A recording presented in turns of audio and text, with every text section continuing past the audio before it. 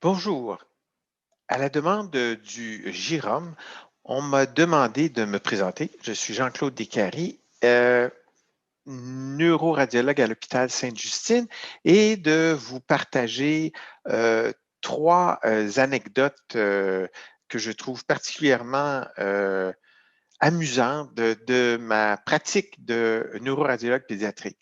C'est sûr que dans l'ensemble, un neuroradiologue pédiatrique ne passe pas beaucoup de temps auprès des patients et sauf quand il fait une pratique, il a une pratique un peu mixte comme la mienne, c'est-à-dire de voir des patients en échographie ou, comme c'était le cas avant, de procéder à des sédations auprès des patients. Alors, je vais vous partager une première anecdote, c'est lors d'une sédation. J'avais pris à ce moment-là l'habitude de rassurer les patients qui ont besoin d'une sédation pour passer un examen de résonance magnétique qui dure en moyenne à peu près 30 à 40 minutes.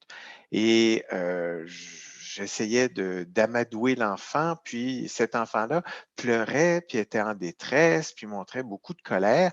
Et puis là, je lui ai demandé, mais qu'est-ce qui t'arrive? Est-ce que tu es fâché? Puis il me dit oui.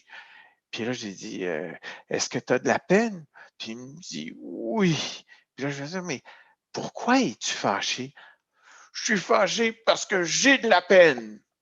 Et puis, une fois qu'il a pu exprimer ça, c'est un petit peu amusant aussi de l'entendre formuler comme ça.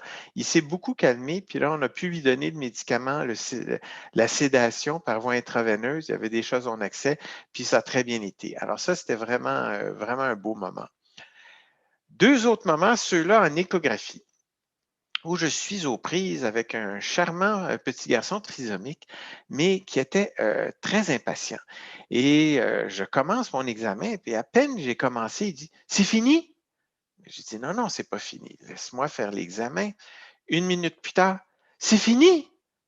J'ai dit, mais non, ça prend un petit peu plus de temps. Une minute plus tard, c'est fini?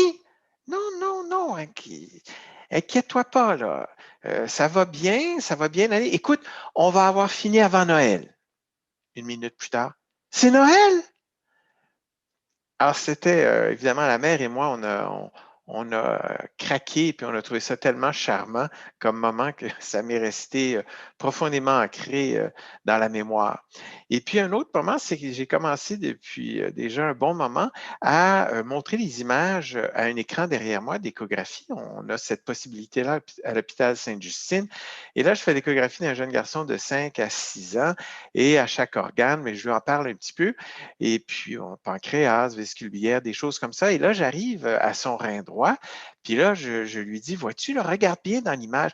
Vois-tu, la chose qui a une forme de rein, qu'est-ce que tu penses que c'est? Puis il hésite un peu, puis il dit, mon anus? Alors, la mère et moi, on se regarde un peu comme réalisant que peut-être il avait des préoccupations intenses à ce sujet. Puis là, quelques moments passent, puis là, après ça, un petit peu inquiet, il dit, c'est haut, hein? Alors, je pense qu'il a réalisé qu'il avait placé son anus un peu plus haut que ça devait être. En tout cas, ça a été un moment très drôle et puis très charmant.